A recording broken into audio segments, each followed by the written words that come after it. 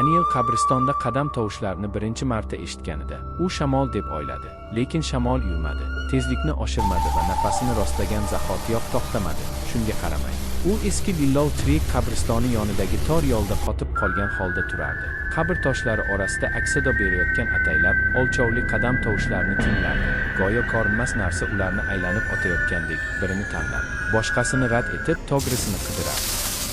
Willow Tree odamlar quyosh botgandan keyin qolishadigan joy edi. Mahalliy aholi past ovozda gapirardi. Biroq hech qachon chotmaganidan, qabrlarga qo'yilgan yangi gullar ertalabgacha yo'q bo'lib ketganini, olganlarning ismlari unutilgani uchun bezovta bo'lganini da'vo qilar edi.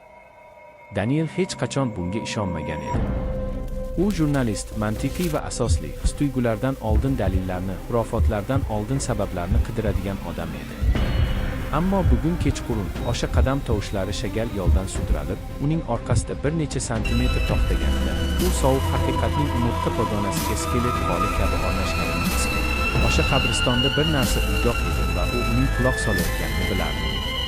Nafasi titrab, boshini o'girdi, lekin yo'l bosh edi. Hech qanday shakl yo'q, siluetlar yo'q, faqat qabriston darvozalarining qorong'u esnaydigan og'zi va yuzlab qabr toshlarida tish qatorlari kabi aks etgan xira o'rni. U tezroq yurdi, orqasidagi shagalning yumshoq pichirlashini sezmagandek o'zini tutdi. Tezligini oshirganda tezlashdi, ikkilanganda sekinlashdi. Go'yo yo'ldan chiqib, qabrlarga chekingandek, ovoz to'satdan to'xtaguncha.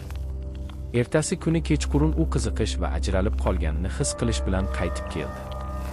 U yaqinlashganda havo quyuqlashdi. Erta kuz uchun bo'lishi mumkin bo'lgandan ham sovuqroq edi va nam tuproq va solgan nilufarlarning hidi uni mahkam o'rab oldi. Birinchi qadam u darvozaga yetib bormasdan oldin keldi. Qabrlar maydonining tubidan yorgiz, og'ir guvillash. Keyin yana biri va yana biri. Bu safar qadam tovushlari tezlashmadi. Ular oldinga siljishardi. Sekin, barqaror. Sen to'g'ri unga tomon. Doniyor chiroqni ko'tarib, uni qiyshiq qabr toshlari, yorilgan farishtalar va zanglagan temir panjaralar qatori bo'ylab supurdi. Ammo nur qorong'ulik tomondan yutib yuborildi. Go'yo soyalar och qolgandek.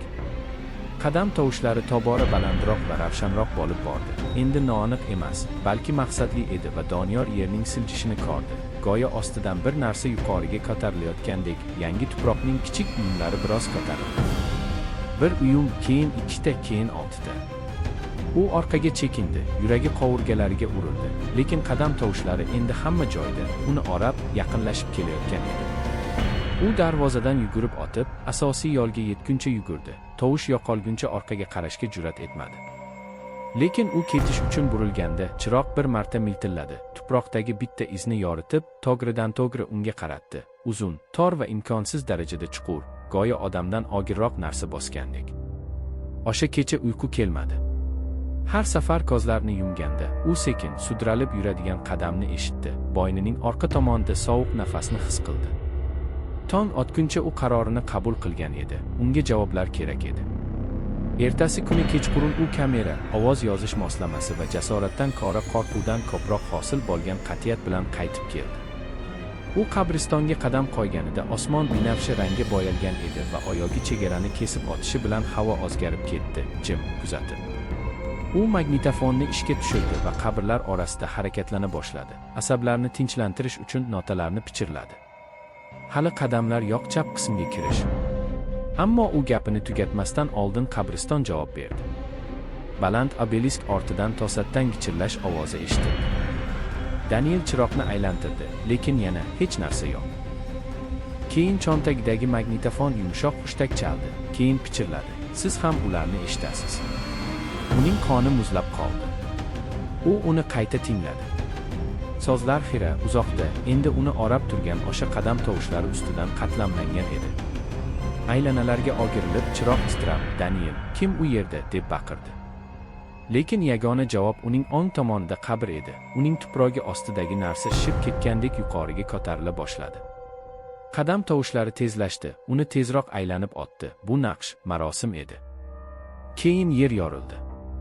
Oq rangpar qol yuqoriga otildi. Barmoqlari uzun va skeletsimon, havoni ushlab turardi. Daniel orqaga chekindi, lekin chap tomonida yana bir qabr, keyin yana biri va yana biri otilib chiqdi. Qabriston nafas olayotganga o'xshaguncha ko'tarilib, yiqilib, pastdan yuqoriga ko'tarilayotgan qadimgi narsaning og'irligi bilan ingradi. "To'xta!" deb baqirdi u, garchi bu yerda baqirishning hech qanday ma'nosi yo'qligini bilsa ham.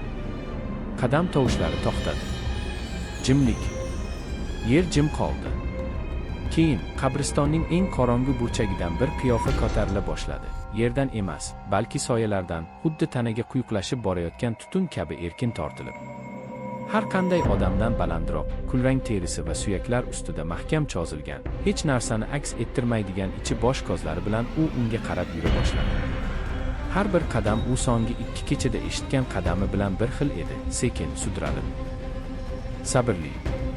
Sen oshasan", deb xirilladi u, quruq barglarning parchalanib ketishi kabi ovoz. "Sening qadamlaring bizni uyg'otdi." Daniel yugurishga harakat qildi, lekin oyoqlari qimirlamadi, go'yo yer uning topuqlarini ushlab olgandek. Maxluq qishday sovuq nafas bilan yaqinroq egildi.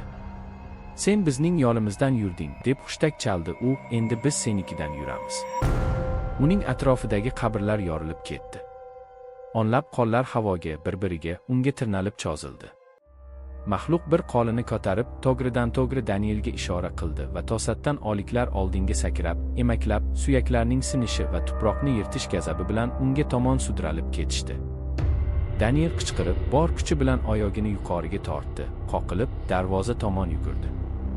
U yo'lga yetguncha orqasiga qaramadi, ko'kragi yonib, o'pkalari nafas olish uchun qiynaldi.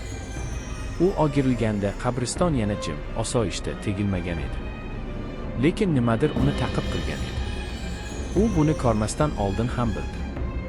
Orqasidagi asfaltda birinchi iz paydo bo'ldi. Keyin yana biri. Va yana biri. Uzun, tor, nihoyatda chuqur. U eshiklarni qulflab, pardalarni yopib, barcha chiroqlarni yoqib, uyga qochib ketdi. Lekin yarim tundan keyin u yana uni eshitdi. Yo'lakda sekin bir qadam, keyin yana biri, yog'och polda sudralib, yotoqxonasi eshigi oldida to'xtadi. Daniel nafasini rostladi. Eshik tutqichi burishdi. Qadam tovushlari ichkariga kirdi. Va keyinchalik politsiya tomonidan topilgan audioyozuvda uning so'nggi pichirlashi yozib olindi. U qabrlardan "Meni ta'qib qildi va u yurishdan to'xtamaydi.